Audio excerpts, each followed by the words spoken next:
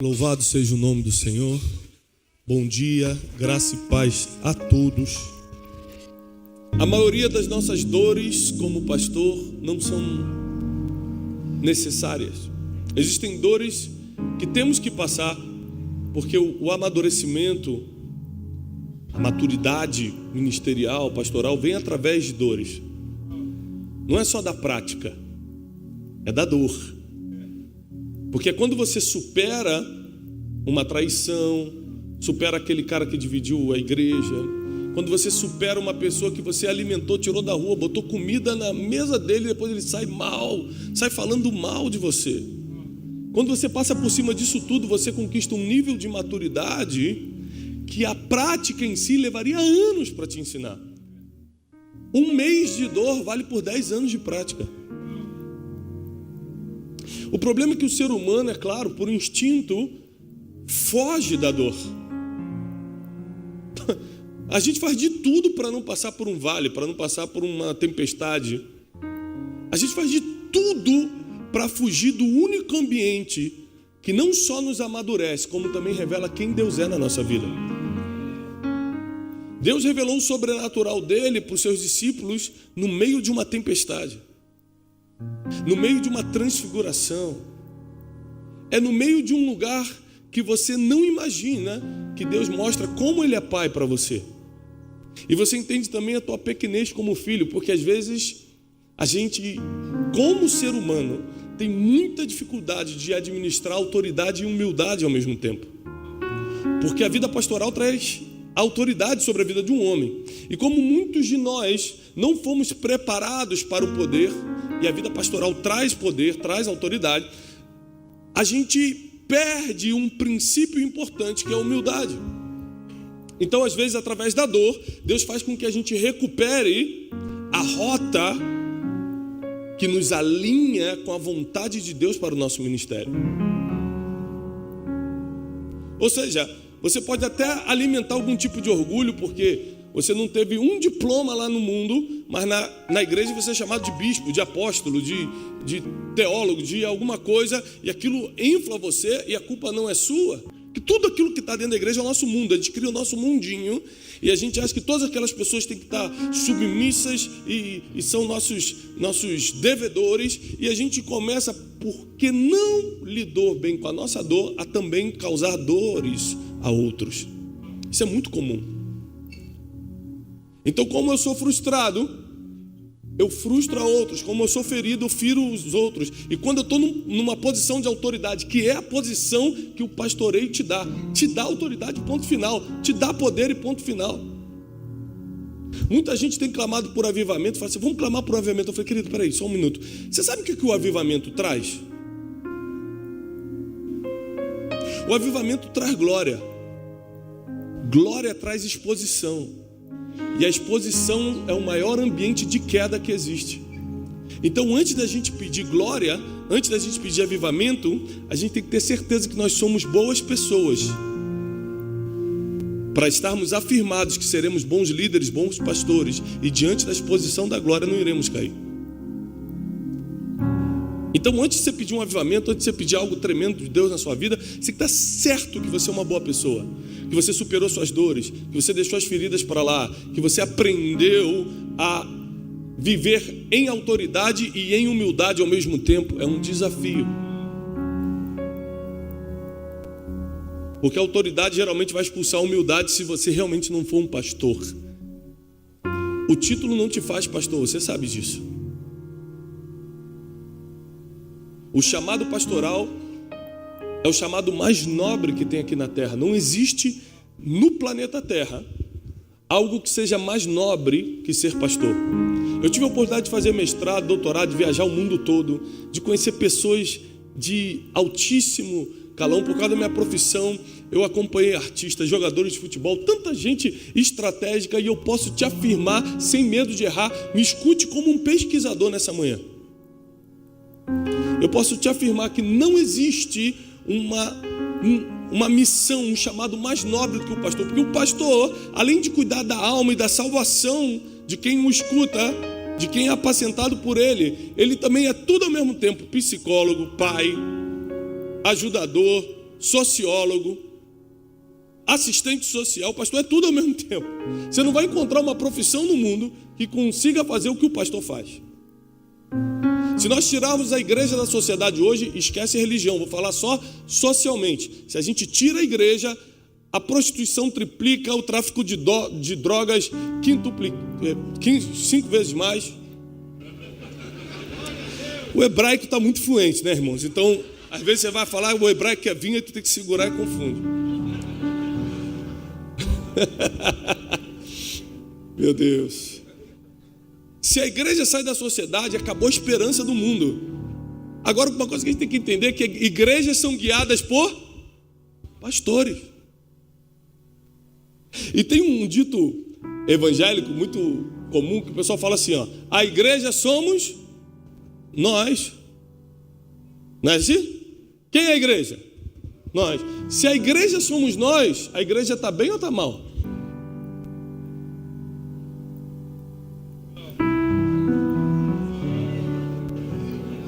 Porque muitos de nós estamos revoltados, feridos, endividados, fora de princípios. Muitos de nós não sabemos lidar com a autoridade e o privilégio que o ministério pastoral nos traz. De tantas coisas sobre o ministério pastoral que eu poderia lhe trazer nessa manhã, eu só tenho 3 horas, então eu só posso falar sobre uma coisa. Amém? Então eu quero falar sobre um assunto que Deus colocou no meu coração. Ontem eu estava buscando ao Senhor. Eu falei, Senhor, de tanta coisa que eu posso falar, fala aquilo que o teu povo precisa ouvir. Porque a gente, como pastor, como pregador, a gente tem uma lista de coisas que a gente sabe falar. Mas tem coisas que Deus quer falar e não está na tua lista. E aí que você precisa saber se você realmente está conectado com os céus ou conectado somente com o teu conhecimento. E apesar do conhecimento ser insubstituível, tem coisas que só os céus vão poder conspirar ao teu favor. Tem coisas que só Deus vai poder fazer por você. Então a conexão, a sensibilidade espiritual tem que ser forte na vida de alguém que se diz pastor e cuida de pessoas. Então Deus me deu 25 versículos para ler. Esses 25 versículos compõem a carta do apóstolo Paulo a Filemão. E eu quero que você entenda, na minha forma de ver, o princípio mais básico e importante da vida pastoral, da vida de um líder. Paulo diz assim na carta a Filemão: Paulo, prisioneiro de Jesus Cristo, e Timóteo, nosso irmão, a Filemão, nosso querido e amado cooperador. Sublinha Paulo, Timóteo, que estão escrevendo a carta, e Filemão, que vai receber, que é um amado cooperador do ministério de Paulo. E a nossa amada Áfia e a Arquipo, nossos companheiros de lutas, sublinha companheiros de lutas. E a igreja que está em sua casa, sublinhe igreja que está em sua casa. Graça a vós e paz da parte de Deus, nosso Pai, e da parte do nosso Senhor Jesus Cristo. Graças dou ao meu Deus, fazendo menção de ti sempre em minhas orações. Paulo está falando para Filemão que sempre quando ele vai orar, ele lembra do nome de Filemão em suas orações. Ouvindo o teu amor e a fé que tens para com o Senhor Jesus e para com todos os santos. Sublinhe amor e fé. São as duas coisas que chamavam a atenção de Paulo. Filemão, na história, é um cooperador rico, bem-sucedido, da igreja de Colossos. E o apóstolo Paulo, é notável que hoje em dia pastor tem facilidade em lidar com pessoas bem-sucedidas. E muita gente, porque está ferida com o que fizeram no passado, não gosta de escutar falar de dinheiro, não gosta de ver o pastor andando com uma pessoa rica da igreja e falar que os pobres ele não anda, mas isso é porque você está ferido. Eu vou lhe explicar por quê. Porque é muito mais fácil andar com o rico do que com o pobre. E você vai entender. Por causa de alguns princípios básicos, como a honra, por exemplo. Eu fui pregar essa semana num lugar, um rapaz rico da região pediu, por favor, deixa eu buscá-lo. Por favor, pastor, deixa eu buscá-lo no aeroporto. Deixa eu buscá-lo. Cheguei, ele foi me buscar. A primeira coisa foi, pastor, eu quero te levar para almoçar. O senhor mudou minha vida, a sua palavra e tal. Eu falei assim, mas o pobre às vezes não tem dinheiro para levar para almoçar. Mas também não pode vir te dar um abraço e falar o quanto você tem mudado a vida dele? O pobre fala assim, esse pastor não vou abraçar não. Anda de avião, tem tal coisa.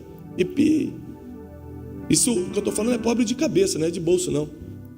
Porque a pobreza mais fácil de resolver é a do bolso. A da mente que é uma miséria para tirar. Mas é muito mais fácil, porque quem apoia o ministério, quem está do lado, são as pessoas às vezes bem-sucedidas que querem chegar, pastor, como é que eu posso te ajudar? Então não tem como julgar. Eu não estou falando que está certo ou que está errado, eu estou falando que eu não julgo. Então, por acaso, Paulo tinha uma conexão com Filemão, que era um homem bem-sucedido. Mas quando ele lembrava de Filemão, ele falava assim, aquela conta no Banco Safra de Filemão, ai meu Deus, vai ser uma bênção para o ministério. Ele lembrava o seguinte, eu tenho escutado do teu amor e da tua fé. Amor e fé. Sublinhe.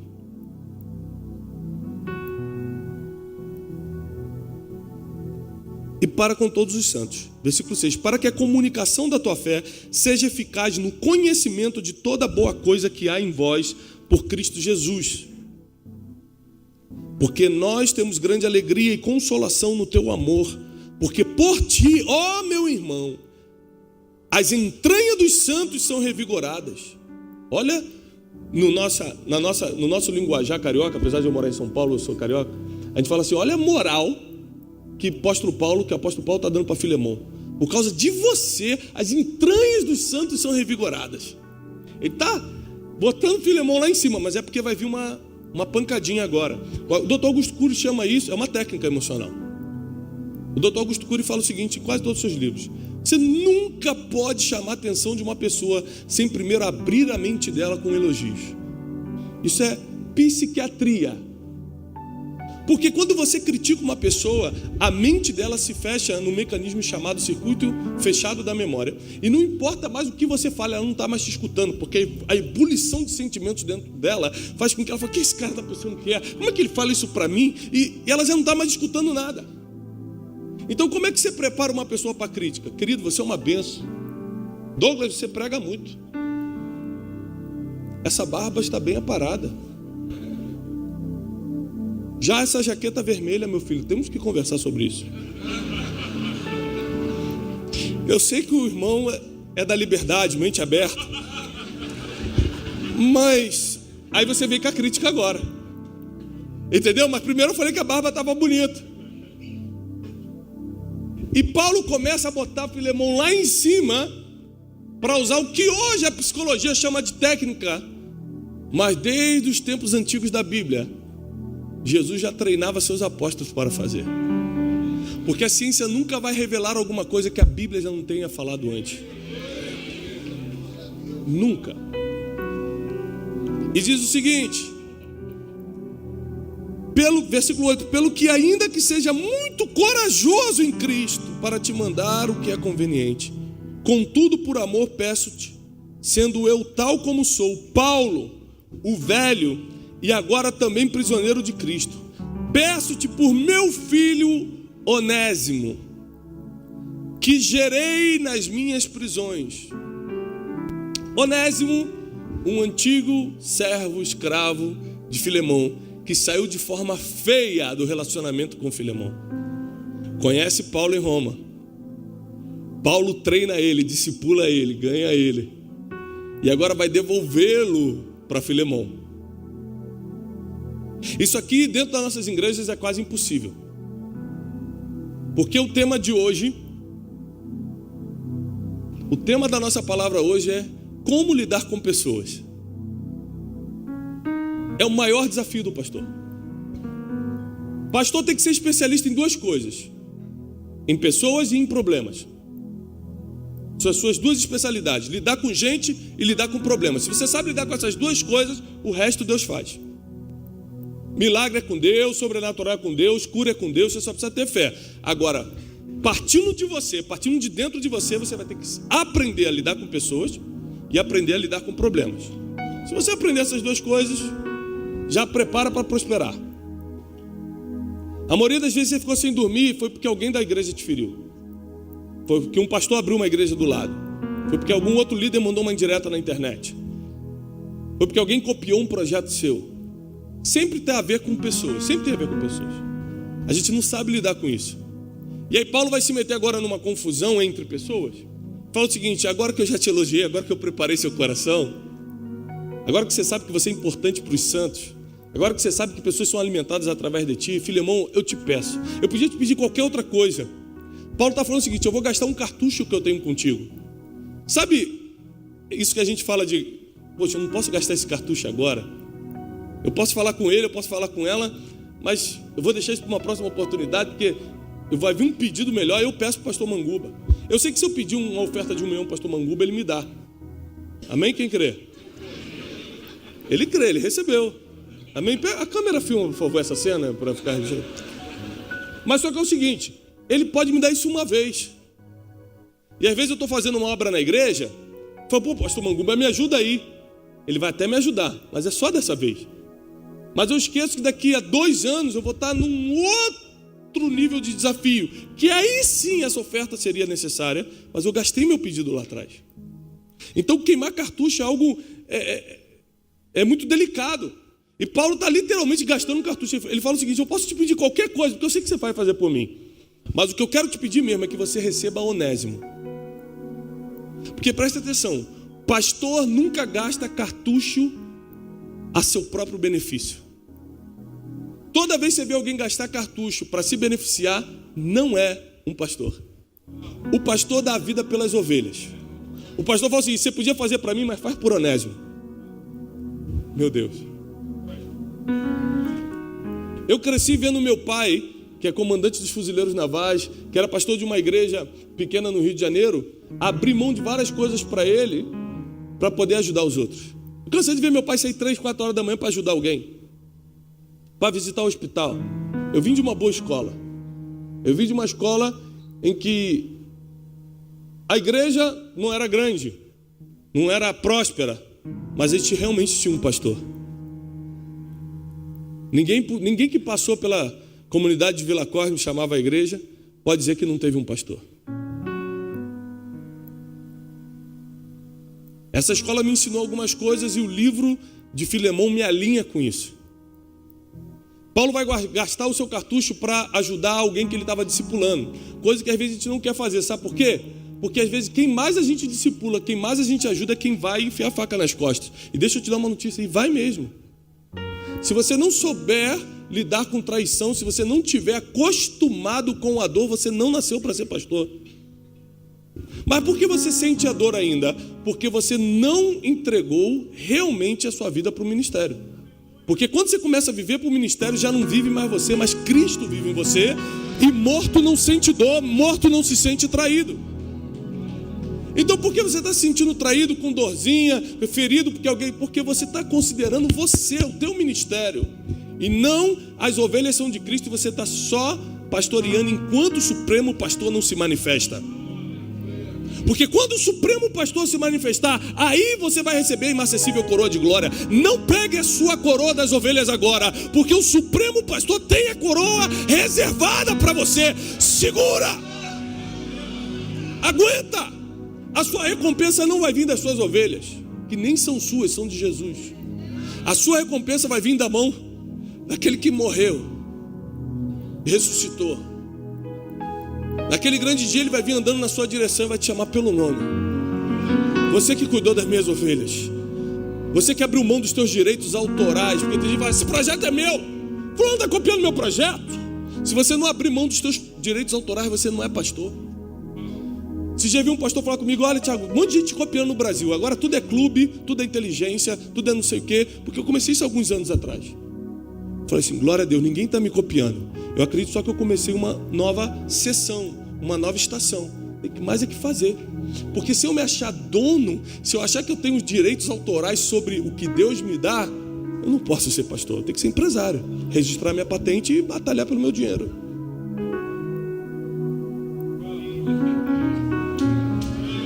Pastor dá vida pelas ovelhas.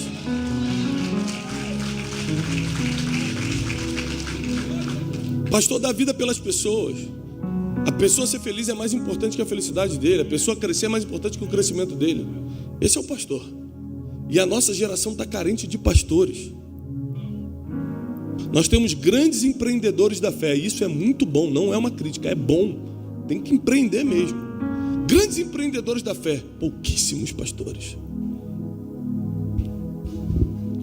Peço-te por meu filho Onésimo, que gerei nas minhas prisões, o qual no outro tempo te foi inútil, mas agora é muito útil para ti e para mim.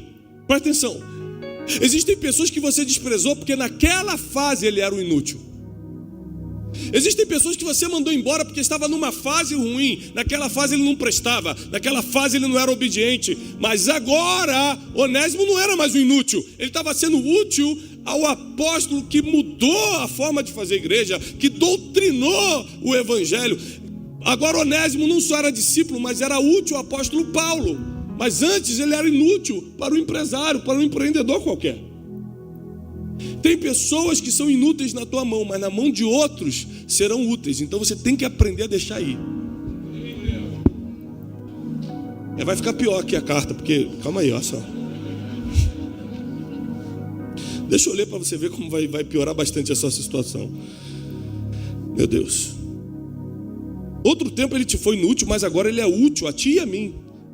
E eu te enviarei novamente. Tu, portanto, torna a recebê-lo como as minhas próprias entranhas, como se fosse a mim.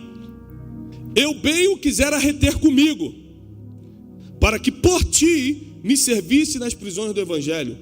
Mas sem o teu parecer, Paulo, o apóstolo, vai pedir o parecer de um membro. Vai pedir o parecer de alguém. Porque ele deve obediência? Não. Porque ele sabe que relacionamentos são delicados. Ele sabe que se Filemão podia falar, agora está lá com a minha ovelha, está lá com o meu escravo, nem me ligou. E pior, fere teus filhos às vezes não querem mais servir a Deus, porque dentro da tua casa você ficou só falando mal de todo mundo. Ninguém deu oferta hoje, ninguém fez nada, não é possível. E aquele pastor que está me copiando, botou o mesmo letreiro que eu. E os filhos ficam escutando essa vida toda. Então isso que é o evangelho. Então isso que é servir a Deus, é reclamar o tempo todo, é ser ferido o tempo todo, é carregar essa cruz que ninguém consegue carregar. Não é isso que eu quero para mim não, você é empresário, você é cientista, você é médico, menos pastor.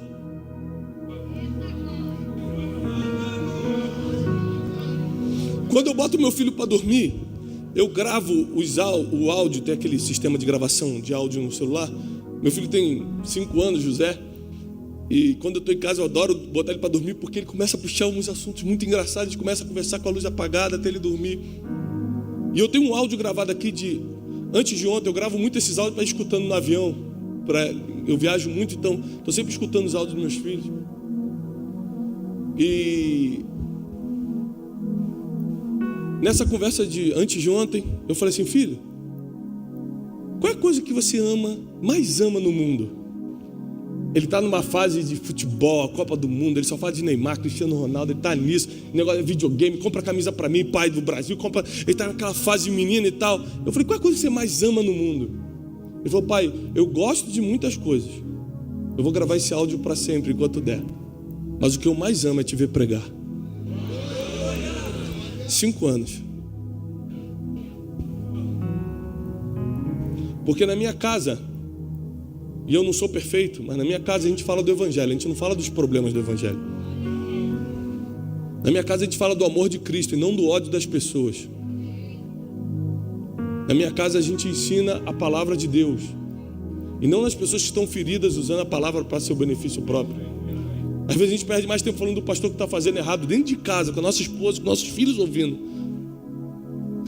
criando um modelo mental de negatividade na mente deles, do que ensinar o evangelho puro e verdadeiro para a nossa própria família através dos nossos exemplos.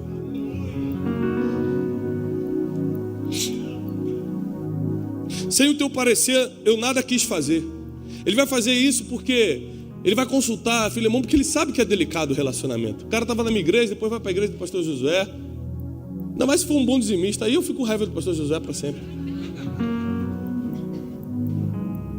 E aí o pastor Josué recebeu o cara. Como é que ele não me ligou, rapaz? Esse cara saiu daqui dando problema, como é que ele não me liga? É assim ou não é? Sim ou não, pessoal? Que susto.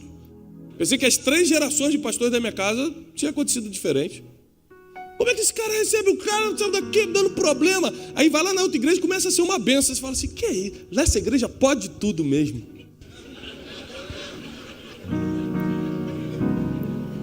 É porque tem pessoas que não dão certo na tua mão, mas vão dar certo na mão dos outros. Você tem que se acostumar a isso. Mas tem pessoas que não vão dar certo lá, só vão dar certo aqui também na tua mão. Então fica tranquilo. Às vezes pela tua proximidade, pela tua forma de liderar, é difícil que tal pessoa com aquele temperamento, com aquela vida espiritual, com aquela fraqueza se dê bem contigo. Às vezes você não tem paciência para cuidar daquela fraqueza, então Deus vai mandá-lo para outro pastor. Aliás, você tem que lembrar que as ovelhas não são tuas, são de Jesus. E às vezes Deus fala assim, essa ovelha deixa que ele cuida, que ele tem mais experiência nessa área. E vai te mandar outras. E você está reclamando, vai embora, traidor. Deus, não, filho, estou te dando livramento, fica tranquilo, eu quero te dar descanso. Eu quero te dar paz, você não pediu de paz? Tem uns 4 que eu estou indicando para ir para a família de Bar da Graça lá em... Vai ser uma bênção a sua vida, pastor José. Receba-os com muito amor. Peço que receba como se fosse a mim. É como uma carta. Vou te escrever a carta a Filemão, vou escrever a Josué. Olha só, sem o teu parecer, nada quis fazer para que o teu benefício não fosse como por necessidade, mas voluntário. Porque bem pode ser que ele tenha se apartado de ti por algum tempo, para que agora o recebesses para sempre. Tem pessoas que Deus vai tirar da tua convivência por um tempo, para ser treinado por um apóstolo Paulo da vida, porque você não teria condições de treiná-lo como o apóstolo Paulo treina, principalmente pelo teu envolvimento emocional com a pessoa. Filemão era patrão, era chefe, era empreendedor, e Onésimo era um escravo. É muito provável que ele não iria discipulá-lo com o amor e com a fé que Paulo fez. Mas só que como Onésimo se tornaria um homem útil, porque Deus já te viu no futuro e é por isso que ele te deixa de pé, porque hoje talvez você não esteja bom, hoje talvez você não esteja aprovado, hoje talvez você não seja tão útil ou empreendedor, mas ele já te viu daqui a um ano. Então ele te bota numa escola para aprender e depois te devolve para o lugar de onde você saiu. E aí o apóstolo Paulo recebe ele agora para sempre. Porque por um tempo foi necessário que ele ficasse longe de você. Para agora ele voltar com as habilidades, com o coração, com a utilidade que vai fazer o teu ministério crescer como nunca antes. Recebe ele agora. Porque, versículo 16, mas não o receba mais como servo, mas acima de servo o receba como irmão amado. E agora ele vai mudar então o título de Onésimo. Porque quem passa pela vida de um pastor tem a sua titularidade mudada. Antes você era escravo do pecado, agora você é filho amado. Antes você era mentiroso, agora você anda na verdade. Antes você era escravo, agora você é irmão querido. Falou assim, não receba mais ele como servo, receba ele agora como um amado irmão, especialmente para mim, quanto mais para ti, assim na carne como no Senhor. Assim, pois, me tens por companheiro, versículo 17, assim, pois, se me tens por companheiro, recebe-o como a mim mesmo. Agora ele vai partir para o constrangimento. Ele vai no amor, depois ele vai na crítica, volta no amor e agora vai no constrangimento. Se você me considera mesmo, recebe ele como se fosse a mim. Se, quando bota o se é para constranger. Se você me ama, não vai para essa viagem, meu amor. Vocês já entenderam, glória a Deus. Deus fala com todos. A Julinha, minha filha, tem 9 anos. Aí ela chegou pro o manager do nosso instituto, cuida de toda a parte do instituto, da agenda. Foi lá em casa tomar um café essa semana. Aí ela chegou para ele, falou assim, olha, queria falar contigo um minuto. Aí ele, opa, pode falar, Julinha. Cancela toda a agenda do meu pai de junho. Por quê? Porque esse mês ele vai ficar comigo. Se ele me ama.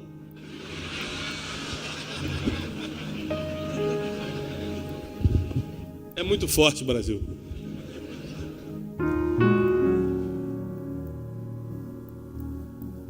Aí ela chegou no outro dia para mim e falou, pai, queria tanto ganhar um celular. Pai, todo mundo tem meu celular, minhas amigas tem todo mundo tem celular. Eu falei assim, pai, teve que cancelar a agenda toda de julho. Ela, pai, pode ir, né? Nada como um constrangimento para resolvermos as coisas. Versículo 17: se me tens por companheiro, recebe-o como a mim mesmo. Versículo 18 é fortíssimo. E se ele te fez algum mal, se ele te deve alguma coisa, põe tudo isso na minha conta. Quais são os pastores que hoje estão de peito aberto para falar, quem te feriu? Meu discípulo, bota na minha conta, eu vou te pagar. Quem está hoje disponível para cobrir o erro dos outros, para resolver problema que você não criou? Quem hoje são os pastores que estão de coração aberto para dar vida pelas ovelhas? Não, ele errou no passado, eu cubro o erro dele. Eu não estou falando daquele infeliz que está sempre errando, sempre se mete em dívida. Tu vai lá, ajuda ele, ele vai lá, compra de novo no cartão sem poder. Não estou falando, esse aí deixa, entrega, como diz Paulo, de Alexandre Latueiro. Quem conhece a Bíblia pegou. Esse entrega na mão daquele primo que está rondando, vive de rodear a terra. Para quem não pegou o versículo, vai pegar essa. Se ele te fez algum mal ou te deve alguma coisa, põe isso na minha conta. Ele não vai pagar não, quem vai pagar sou eu. Um pastor vive de relacionamentos, vive de lidar com pessoas com problemas e resolver problemas. Se você acha que resolver o problema dos outros é muito pesado, entrega hoje o ministério nesse altar, passa a sua igreja e vai para a sua empresa, você vai resolver seus próprios problemas. Porque na igreja você vai ter que resolver o problema dos outros. Não tem outra opção. Eu não conheço outro caminho. E como eu te falei, me escute como um pesquisador nessa manhã. Eu tenho visitado as maiores igrejas do mundo. Por causa da nossa conferência de destino, dos nossos programas de atualização ministerial, eu tenho conversado com grandes pastores. Pastores que têm revolucionado a forma de fazer igreja no mundo. E a estatística não mente. O pastor sempre vai cuidar do problema que ele não criou. O pastor sempre vai cuidar do problema de outras pessoas. Agora deixa eu falar uma coisa. Quem resolve seus próprios problemas recebe um aplauso. Parabéns, hein? Fez mais do que sua obrigação. Não fez mais do que sua obrigação. Agora quem resolve o problema dos outros recebe o governo. Quem recebe a liderança de bandeja do povo? Quem resolveu o problema deles. Se levantar, por que a gente segura alguns ministérios na igreja? Porque se o cara que está sentado ali, que é um membro, começa a fazer milagre, começa a ajudar as pessoas, levando alimento na casa de quem está precisando, começa a dar uma palavra boa, o pastor aquele tem duas opções: sair fora e deixar esse cara assumir, ou falar que o Satanás está usando ele e expulsar da igreja.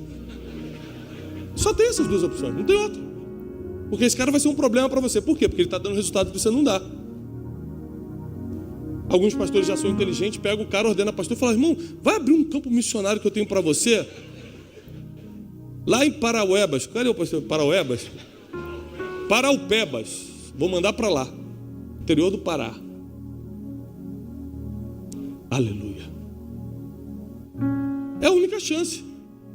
Porque as pessoas dão a liderança para quem resolve o problema delas, e não para quem foi nomeado líder. Isso você vê em qualquer filme, qualquer livro de liderança. Eu começo a resolver teu problema, você começa a me dar a autoridade. Então por que pastor é um resolvedor de problemas? Porque a autoridade vem quando você resolve o problema de quem não consegue resolver. A sua ovelha chega na igreja todo enrolado, porque não consegue resolver aquilo que você, de longe, com uma palavra, com um conselho, consegue resolver.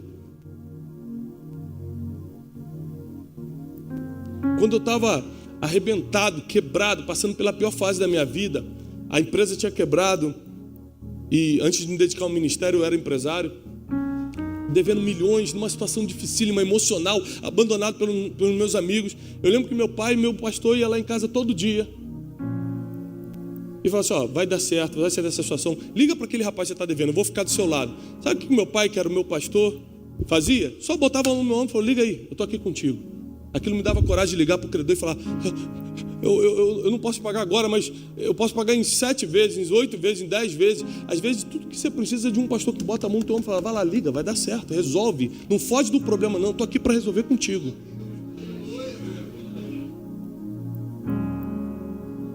E às vezes a gente é mais fraco do que um membro, porque ele não foi no domingo de ceia, você fala, também não vou mais atender o WhatsApp dele. Você é mais fraco que o cara que faltou, porque você não sabe passar por cima das fraquezas dele, em nome da grandeza do ministério que Deus te confiou. Se você não aprender a lidar com pessoas que vão sempre te deixar para lá, que vão esquecer, só vão te ligar só quando precisa, é isso mesmo, é só quando precisa. Se você não quer isso, desiste. Mas Deus vai levantar outros que vão te honrar. Para cada desonra, Deus te dá dupla honra. Você tem que aprender isso. Você tem que cumprir o teu ministério, continuar servindo as pessoas, e Deus vai mandar às vezes pessoas de fora para fazer aquilo que as pessoas que você está discipulando não fazem por você. Mas Deus é o teu pastor. Ele que não te deixa faltar nada. Eu, Paulo, de minha própria mão escrevi: eu o pagarei, para não te dizer que tu mesmo te deves inteiramente a mim. Sim, irmão, eu me alegrarei de ti no Senhor, revigora as minhas entranhas no Senhor. Confiado que você é obediente, eu te escrevo, sabendo que você fará ainda mais do que eu te peço. E além disso, prepara-me também pousada, porque eu confio que por causa das vossas orações vos serei restituído. Saúdam-te, Epáfras, meu companheiro. De novo aparece a palavra companheiro. Paulo ia sempre mencionando quem estava com ele, quem eram os amigos, quem eram os companheiros de batalha. Sublinha Epáfras, meu companheiro, de prisão em Jesus Cristo. Marcos, Aristarco, Demas e Lucas, meus cooperadores. Sublinha esses nomes, por favor. Agora, você sabe o que é engraçado? Na segunda carta ao Timóteo, capítulo 4, versículo 10, diz assim: porque Demas me desamparou, amando o presente século, se foi para Tessalônica. Vou reler o versículo 24. Marcos, Aristarco, Demas e Lucas, meus cooperadores. Tem gente que é teu cooperador na carta ao Filemão, mas em Timóteo já está te abandonando. E você não vê Paulo feridinho porque Demas se foi. Só bota ele na história como aquele que deixou o ministério. Amou o presente século. Se você não souber lidar com pessoas que você deu amor, mas ele preferiu amar o mundo, você não pode ser pastor. Porque lidar com pessoas é assim. E Deus te amadurece através dessa dor. A maioria, a gente fala, por que o reino de Deus não se estabeleceu no Brasil? Porque a igreja evangélica pode estar bem no Brasil, o reino de Deus não está. Porque tudo é meu, tudo é isso. Nada é para o reino, nada eu vou fazer se eu não for ganhar. É o meu congresso, a minha conferência, a minha igreja, a minha placa, meu nome, meu isso, meu aquilo. Mas a gente sempre bota para dar aquela santificada, mas é tudo para a glória do Senhor. Mentira. Para a glória do Senhor é quando todo mundo ganha.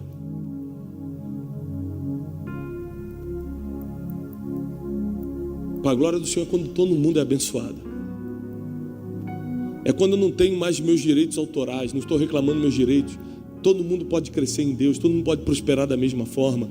Eu sofri 30 anos para aprender coisas para que você não sofresse, porque tem pastor que fala assim, agora deixa ele passar pelo que eu passei para entender como é que é o evangelho.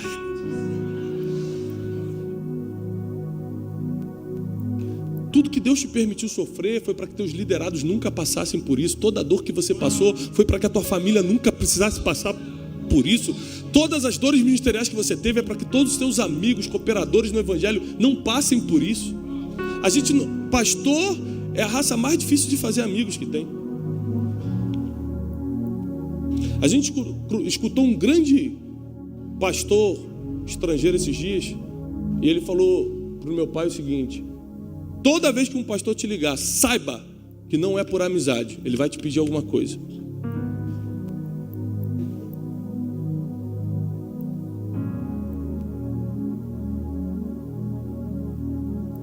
Eu estou há 3, 4 anos fazendo o que eu faço. Sabe quantas ligações eu recebi para perguntar se eu estava bem, se minha família está bem, se meu casamento está bem, se meus filhos estão com saúde. Sabe quanta gente já me chamou para pregar na igreja e perguntou se eu estava com saúde para ir? Quase nenhuma. O pessoal quando liga é porque vai pedir. Estou falando de pastores.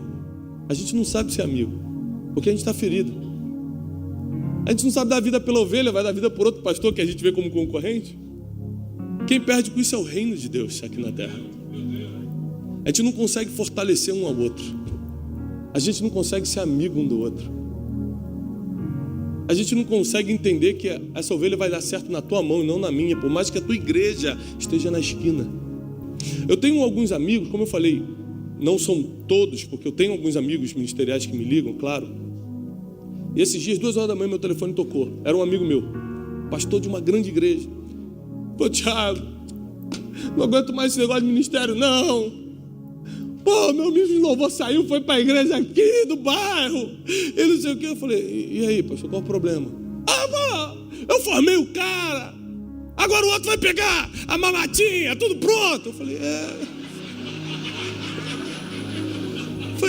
pastor, é assim. Deus te usou para preparar ele, como Paulo preparou a Onésimo para Filemão agora desfrutar do filé, assim. Paulo plantou, Apolo que regou, porque Paulo não viu a colheita não, ele só plantou. Já tinha outro regando. Paulo já tinha subido, já tinha outro regando. Outro vai colher, mas quem dá o crescimento de tudo que você faz, que o da esquina faz, que o outro pastor faz, é o Senhor. A nossa confiança está em Deus. A nossa esperança está no céu. E porque a gente perdeu a esperança do céu e fixamos a esperança na instituição que a gente criou, a gente fica chateado com pessoas.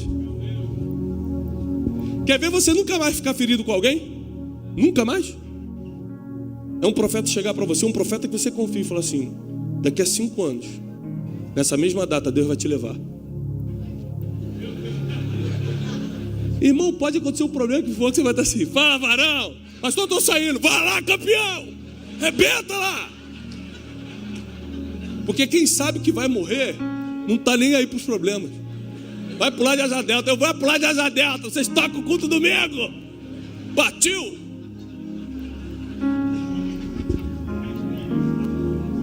Hashtag partiu. Engraçado que com a gente é pior, porque a gente não sabe quando vai morrer. A gente pode morrer amanhã. E vivemos uma vida com dores desnecessárias. Levamos problemas para casa que não precisávamos levar. Destratamos pessoas que só estavam numa fase que eram inúteis, mas depois seriam úteis.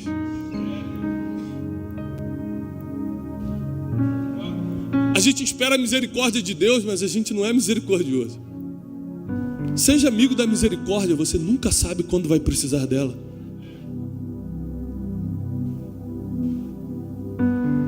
Tem gente que não tem misericórdia com aquele membro que errou 3 vezes, mas esquece que você no passado errou mais de 30. Se você não souber lidar com a fragilidade do ser humano, você não está habilitado ainda para ser um pastor. O ser humano vai sempre nos ferir, vai sempre deixar a gente de lado. Mas a nossa recompensa não vem do ser humano. E é isso que você precisa sair daqui entendendo. A recompensa de Paulo não ia vir de Filemão, ou de Onésimo, ou de Timóteo. Ele sabia para onde estava indo, ele sabia onde é que estava a recompensa dele, ele sabia onde é que estava escondido os tesouros, ele sabia onde estava a coroa. Quando você sabe quem vai te recompensar, o que o homem faz ou deixa de fazer não te atrai ou não te decepciona. Tem gente que se sente honrado porque ganhou uma grande oferta. E essa pessoa que fica honrada porque ganhou uma grande oferta, é mesmo fica decepcionada quando alguém não dá nada. Por quê? Porque a esperança nele está no que o homem pode dar. Uma vez eu tinha um desafio muito grande, pastor Josué. Eu fui pregar domingo numa grande igreja do Brasil, talvez uma das maiores igrejas. E segundo, eu tinha um desafio muito grande da Casa de Destino para cobrir financeiro. E aí eu cometi aquele pecado básico. Provavelmente você já cometeu. Glória a Deus. Deus é fiel, me botou nessa igreja domingo, que aí o pastor vai me dar aquela oferta abençoada. O material vai vender. E segundo, eu vou cobrir esse compromisso. Irmão, foi um dia de chuva, um dia estranho. O estande ficou mal posicionado, não vendemos nada. O pastor no final falou, Deus te abençoe, muito obrigado por ter vindo pregar na nossa igreja. Quando o pastor me dispensou sem oferta naquele dia, coisa que é rara acontecer, geralmente, graças a Deus o Brasil disso está treinado. Escutou, pastor José? Sabem honrar.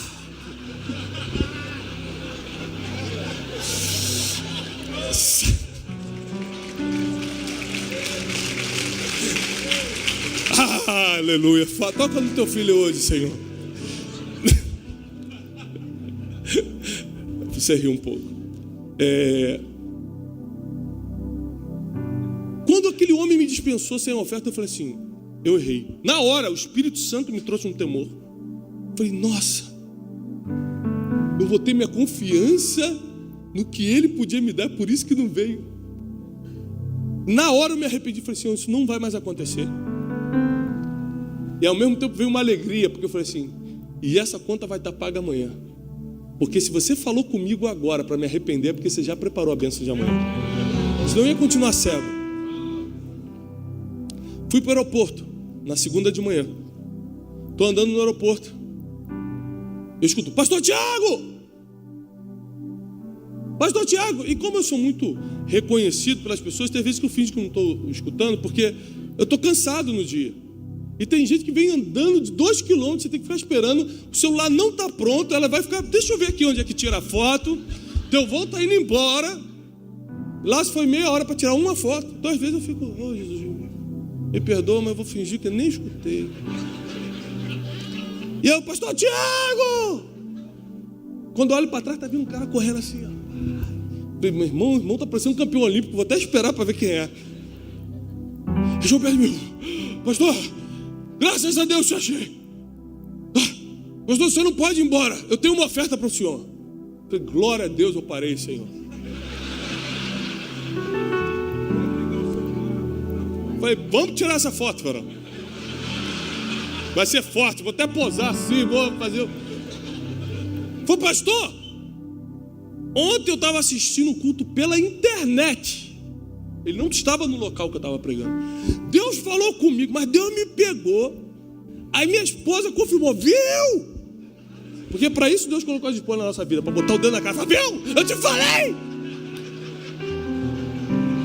Amém. Quem é casado pegou na profundidade essa palavra. Já entendeu tudo. E ele falou, minha esposa confirmou, falou, viu? Ele falou assim, então Deus me mandou abrir o cofre. Quando ele falou isso, eu fiquei todo arrepiado. Eu falei, meu Deus, Deus está nesse aeroporto. Deus mandou abrir o cofre. E Deus falou o seguinte, olha, vai lá suprir meu servo, porque ontem ele não foi suprido. Ele me trouxe uma oferta em dinheiro, que eu falei, será que eu posso entrar no avião com esse dinheiro? Eu não sabia, por causa da quantidade. E aí eu passei naquele negócio de filmar, assim, é Jesus. Senhor, tu sabes que eu não estou fazendo nada de errado, Senhor. O homem que me desse oferta, pelo amor de Deus.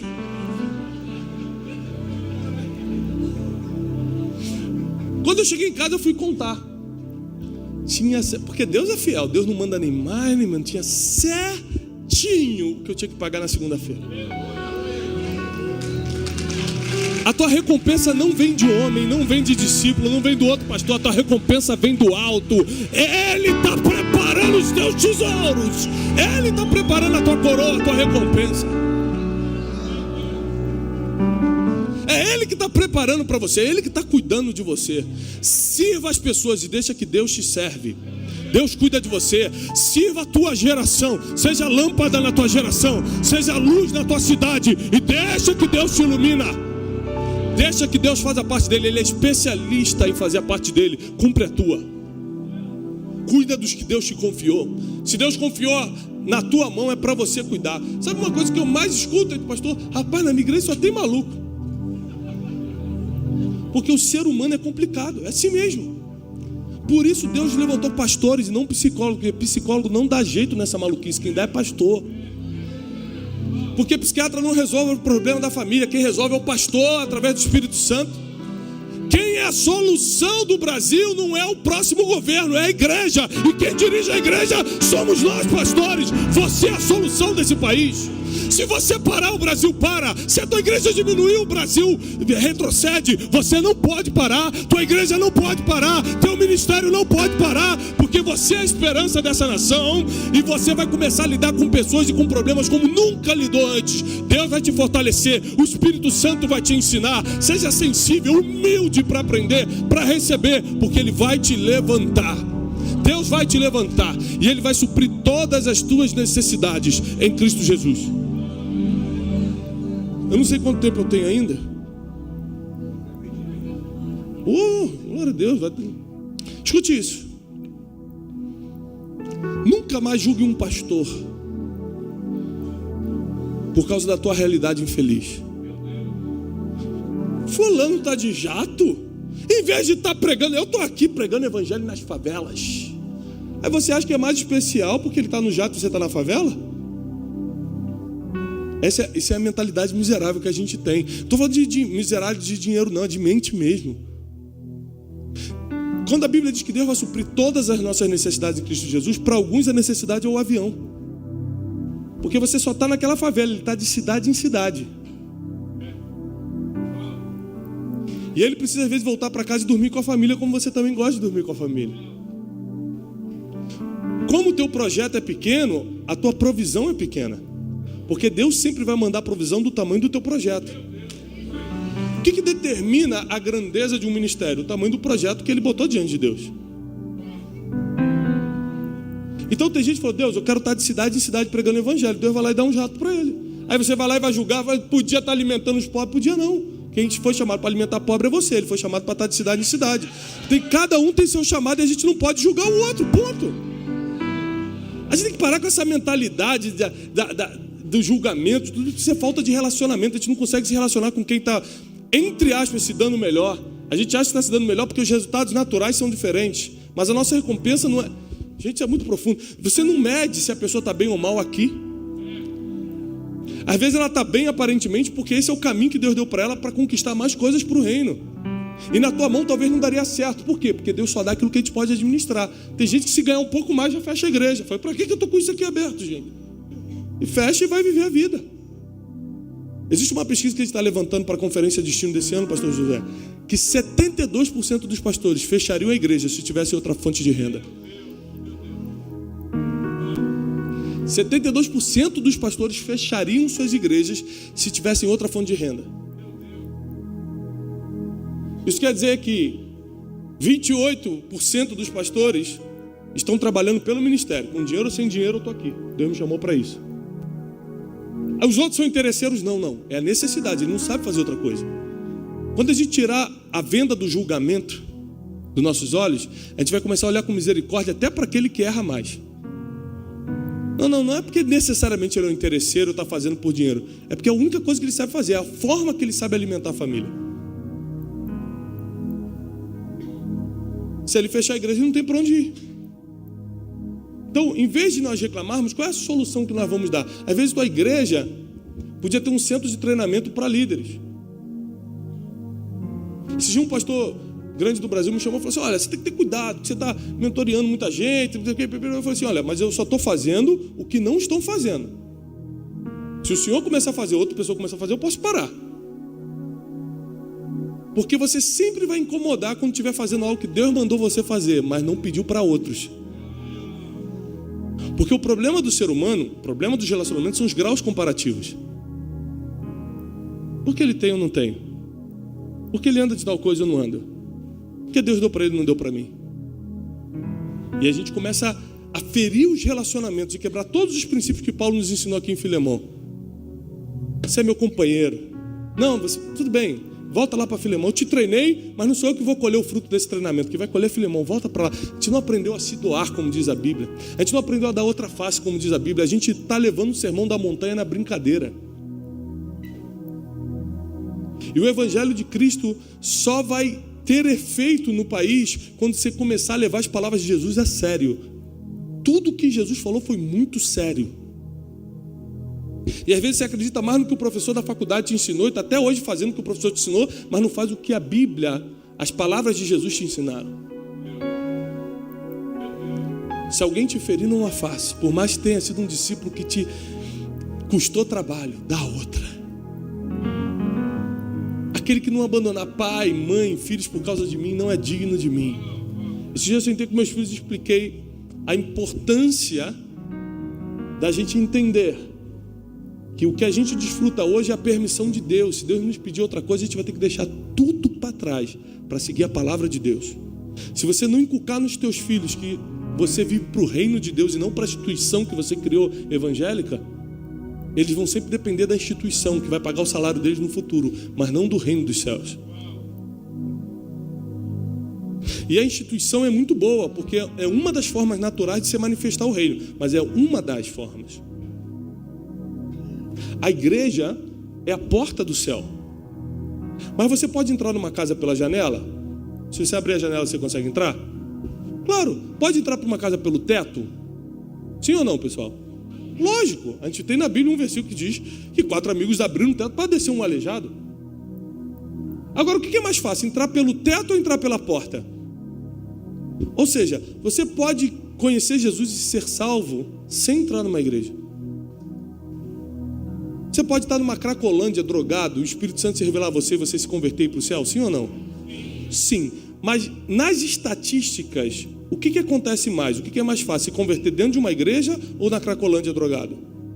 Dentro de uma igreja. Então presta atenção, a igreja não é a única forma, mas é a porta. É a maneira mais fácil das pessoas aceitarem Jesus e irem para o céu. É a maneira mais fácil das pessoas conhecerem a Deus e terem um relacionamento com Ele. Então, se a igreja é a porta, por que a gente não está investindo tudo que tem na porta do céu na terra que é a igreja? Porque a gente não acredita que ela é a facilitadora do evangelho aqui. A gente está vendo ela como uma instituição e não como a porta do céu. Mas isso também é por causa da nossa falta de relacionamento. Tudo vai voltar para pessoas. A gente está ferido com pessoas. Quando você fala, eu não acredito mais na igreja, não é na igreja que você não acredita, você não acredita naquele líder que te feriu. É pessoas.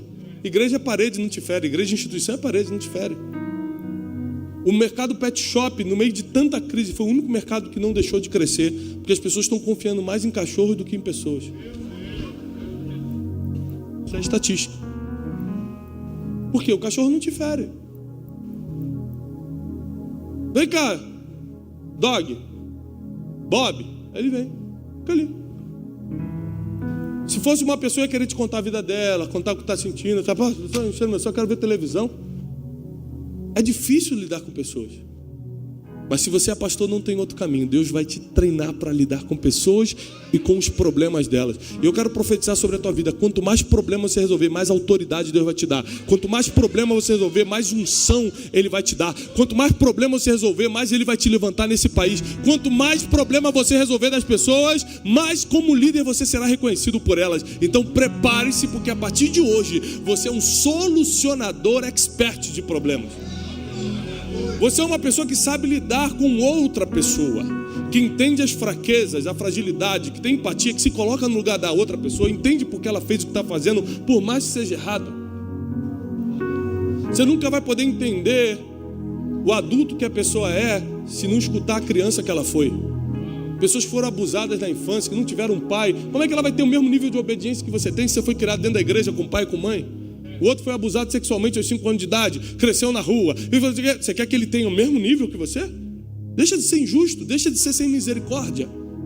Entenda a vida das pessoas. Quando a Bíblia diz que não julgueis para não ser julgado, não é porque Deus queria colocar regra, é porque é impossível julgar alguém. Você nunca vai entender a vida de uma pessoa sem escutar o início e o fim. É impossível julgar.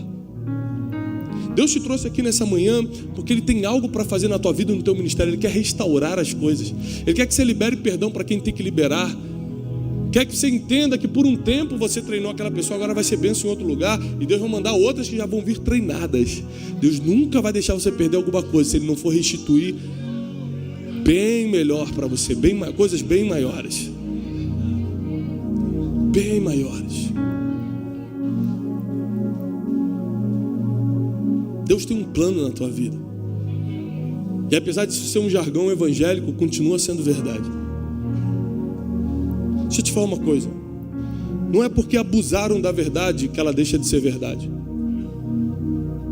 Muita gente não quer falar de dinheiro na igreja porque abusaram de como se tirar dízimos e ofertas na igreja. Mas não é porque abusaram disso que isso deixa de ser verdade. Continua valendo como princípio. Não deixa que o abuso de alguns fira os princípios que você tem. Não deixe que o erro de pessoas manipule a sua forma de pensar sobre elas.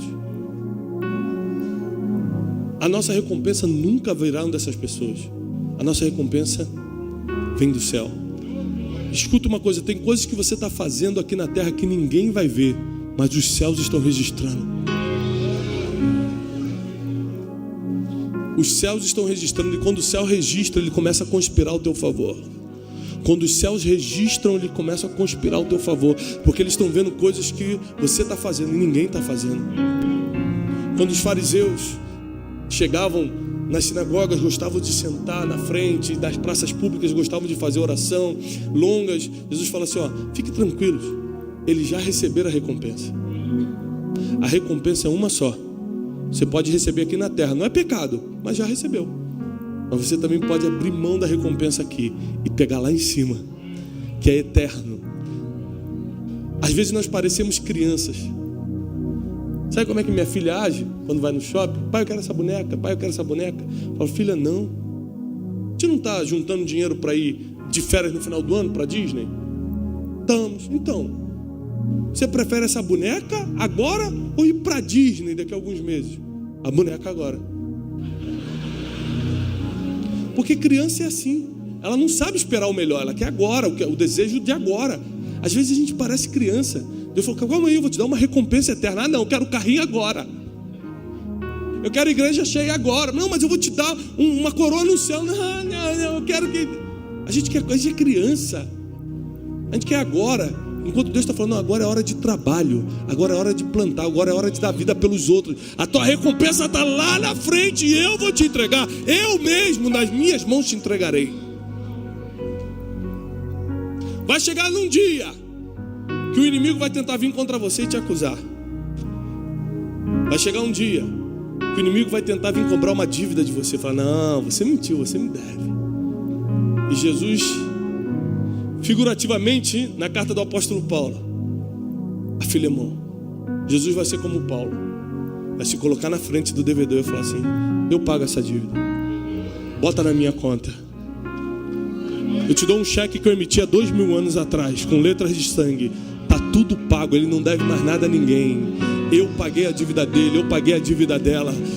A sua dívida já está paga. Não importa como foi seu passado, o que importa é o que você vai fazer a partir de hoje. Quando sair daqui dessa conferência no teu ministério, nunca mais as coisas serão iguais, nunca mais ficará do tamanho que está. Deus vai te levantar de uma forma que você não imagina, que você não espera. Você tem que se preparar para viver o melhor de Deus. Você tem que se preparar para viver uma etapa de crescimento sobrenatural em tudo que Ele confiou na tua mão para fazer. A Bíblia diz, tudo que Deus confiar na tua mão para fazer, faça conforme as tuas forças. Vai no limite da tua força. Até quando eu tenho que ir? No limite da minha força, conforme a minha força. Se eu tenho força, eu ainda faço. Se eu estou respirando, eu ainda continuo caminhando. Mas está difícil, vai conforme as tuas forças. Vai conforme as tuas forças. Continua caminhando. Mas estou me ferindo, continua caminhando. Mas estou me elogiando porque eu estou indo bem. Continua caminhando. Nem crítica, nem elogio pode te parar. Continua caminhando, vai em frente. Não para. Tua recompensa está lá no final da corrida. Continua correndo. Não se distraia no meio da corrida. Quem se distrai perde posição na corrida. Não se distraia com nada. Continua andando. As pessoas vão continuar te ferindo. Continua andando. As pessoas vão continuar falando mal quando você fizer tudo certo ou errado. As pessoas sempre vão criticar você fazendo tudo bem ou tudo mal. Continua andando. Não pare por causa de pessoas, porque você foi chamado por Deus para cuidar dessas pessoas. E porque eu sou pai, e porque meu filho é um neném, porque eu tenho habilidade para cuidar de quem não sabe fazer, não sabe trocar a própria fralda. Já pensou se eu ficasse, essa criança não sabe nem trocar a fralda? Que coisa! Tem que ficar limpando todo dia. Com o filho a gente não faz isso porque a gente entende que ele não tem habilidade para fazer sozinho. Com os discípulos a gente quer que ele faça o que a gente faz há 30 anos. É um bebê na fé. Está começando. Mas a gente quer cobrar que ele seja o melhor. Se a gente nunca ter trocado fralda durante anos. Esses dias eu fiz conta com a minha esposa. Eu vou ficar 15 anos da minha vida limpando neném, trocando fralda. 5 anos eu fiz com a Júlia. 5 anos eu fiz com o José. Desfraldou, mas até hoje, quando ele vai no banheiro, pai, acabei.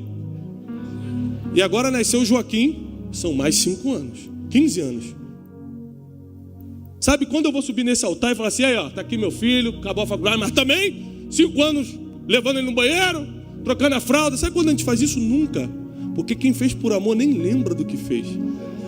Nem foi pesado. Se você não está no ministério por amor, você sempre vai reclamar das fraldas que trocou. Se você não está cuidando deles como filho, você sempre vai ficar anotando, dei uma mamada, sexta-feira, sábado eu levei no parque, tudo é uma obrigação, e você anota para cobrar depois. Mas no amor a gente não consegue cobrar, porque a gente nem lembra do que fez, nem foi pesado para a gente. Deus está te restituindo um amor pelas pessoas nessa manhã, para que você possa avançar num nível sobrenatural como você nunca imaginou. Deus está elevando o nível da sua autoridade espiritual, da sua autoridade no mundo espiritual, para que quando você falar, o povo comece a entender, a escutar. Se você acha que já fez muito, prepare-se, que os teus melhores dias ainda estão por vir. Deus ainda vai te levantar muito mais do que te fez vir até aqui. Ainda tem muito mais para viver, ainda tem muito evangelho para pregar, ainda tem muitas pessoas para você cuidar, ainda tem muito evangelho para você ministrar, pregar, ainda tem muitas pessoas para serem curadas pelas suas mãos.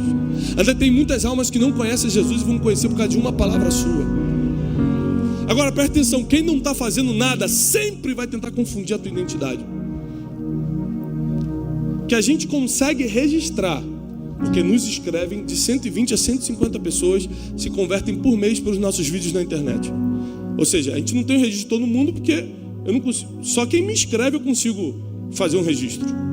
Então a média é de 120 a 150 conversões.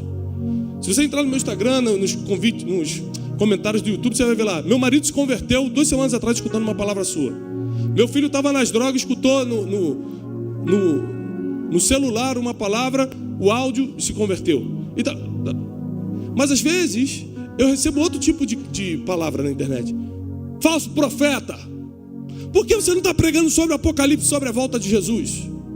Está pregando aí sobre desenvolvimento pessoal, sobre inteligência emocional. Porque quem não está fazendo o que você está fazendo vai criticar os resultados que você tem.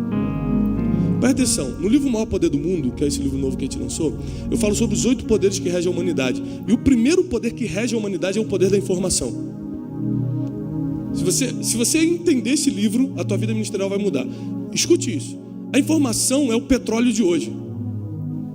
Banqueiros vivem de informação, não de dinheiro. Pablo Escobar ficou décadas na frente de um negócio ilegal por causa da informação, não por causa do dinheiro. Ele sabia onde estava as blitz, quem era o juiz que ia julgar o caso, ele tinha informação de tudo. Por isso ele conseguiu. A informação é um poder poderosíssimo. É um poder poderosíssimo. Amém. É o hebraico, está vindo, o aramaico. É porque é o seguinte, eu fui alfabetizado em aramaico, né? Então, escute. Quando Deus tomou uma decisão no céu,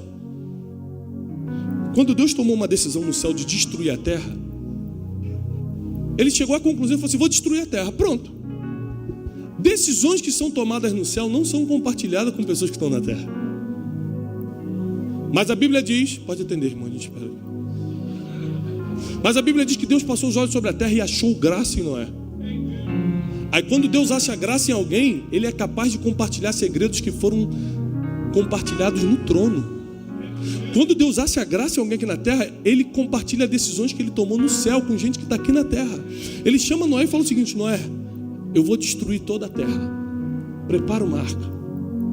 E Noé começou a construir uma arca numa época que não chovia, e todo mundo começou a zombar dele. Maluco, o cara está há anos fazendo isso. Porque quem não tem a informação que você tem vai zombar do que você está fazendo.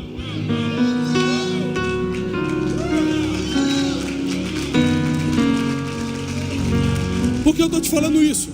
Porque Deus me deu uma informação. Eu vou começar a curar meu povo, mas antes de trazer um avivamento sobre o Brasil, eu vou trazer uma cura na vida emocional e financeira do meu povo. Eu comecei a pregar sobre emoção e finança. Aí muita gente critica por quê? Porque ele está doido para morrer logo, porque a vida dele está uma desgraça. Então fala, prega sobre o Apocalipse. E ele quer que eu mude a minha identidade e a palavra que Deus me deu. Só que ele está sentado no sofá criticando pela internet que eu estou de cidade em cidade, de aldeia em aldeia pregando o evangelho. Então eu não posso aceitar essa crítica de quem nunca construiu nada na vida. Construiu nada e quer me criticar. Deus me deu uma identidade, uma missão e eu estou firme, um propósito, eu estou firme nele. Então por que eu prego o que eu prego e não prego outras coisas? Porque eu tenho uma informação que pouca gente tem. Então estão me vendo construindo arco, estão zombando de mim, doido. Ela está pregando sobre o avivamento do girar invertido, mas está...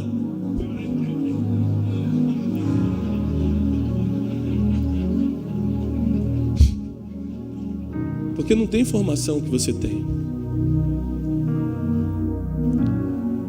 Quando a morte veio sobre a terra através do dilúvio, só quem tinha informação se livrou. Porque quem tem informação se livra da morte, sai na frente, prospera, passa para um próximo nível.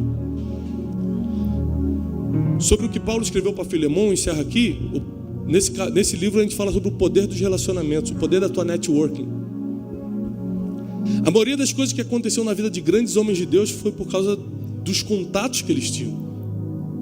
José, quando estava na prisão, em vez de estar murmurando, que nem às vezes você murmura quando está num lugar que não era para estar, fazendo o que não queria fazer, José, em vez de eu estou aqui injustiçado, Deus me prometeu, não cumpriu, era para eu estar governando, eu estou preso. Em vez de ele estar reclamando, ele estava fazendo contato, trocando WhatsApp com o copeiro. Me dá teu WhatsApp aqui. Ele estava aumentando a networking dele.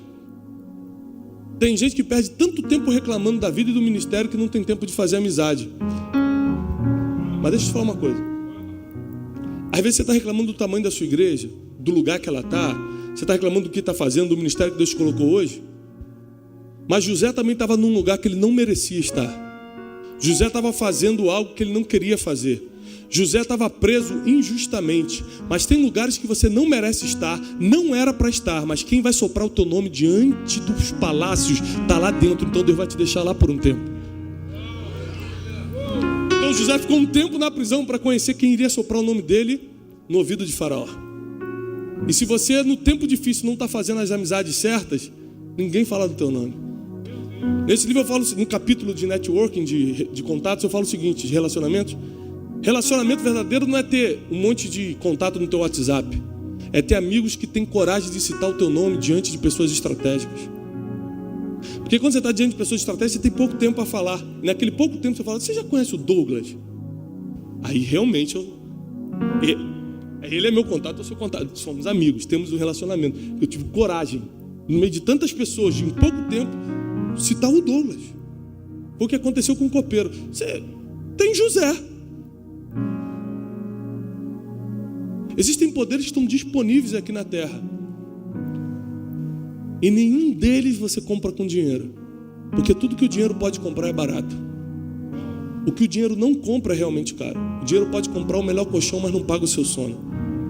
O dinheiro pode comprar uma mega festa de casamento, mas não garante a longevidade do mesmo. O dinheiro é muito limitado. Mas tudo que você quiser ser ou ter, você vai ter que investir a moeda mais valiosa do tempo que eu falo nesse livro, que é o tempo. A moeda mais valiosa do mundo, que é o tempo. Todas as coisas poderosas aqui na terra você vai comprar com tempo. Quer ver? A fé vem pelo... Ouvir custa dinheiro ou custa tempo? Tempo. Você compra a fé com tempo. Se alguém... Tiago capítulo 1, versículo 5. Se alguém precisa de sabedoria, peça a... Que ele vai dar liberalmente. Pedir a Deus custa dinheiro ou custa tempo? Orar. Tempo. Sabedoria se compra com tempo, fé se compra com tempo. Amor, quero casar. Eu vou casar porque eu tenho 1 milhão e ela vai se impressionar comigo ou porque gerou um amor entre nós? Amor. O amor se compra com tempo. Então todas as coisas, todos os poderes que regem a humanidade, você vai ter que direcionar a moeda mais valiosa do mundo, que é o seu tempo. Seus relacionamentos. Se você tem amigos por causa do dinheiro ou do ministério que tem, você não tem amigos, você tem sanguessugas. Amigo vem com tempo investido. E não por causa de algo natural que você tem. Então esse livro vai te ajudar, vai destravar a tua mente, vai te colocar em outro nível. E antes de orar por você, quero só avisar isso, que a gente vai estar lá fora com os livros, O Maior Poder do Mundo, e os outros livros também, Dinheiro Emocional, 12 Dias para Atualizar a Sua Vida. Mas uma das funções que Deus me deu na terra foi treinar essa geração através de livros. E graças a Deus, pela misericórdia de Deus, nós temos sido bem-sucedidos. Nos últimos 18 meses, a gente tem estado na lista dos mais vendidos do país. E eu recebi alguns prêmios do ano passado para cá, e um deles dizia o seguinte, estou falando prêmios de livrarias, Saraiva, grandes editores, dizendo o seguinte: antigamente o Brasil lia gurus e bruxos, agora está lendo pastor.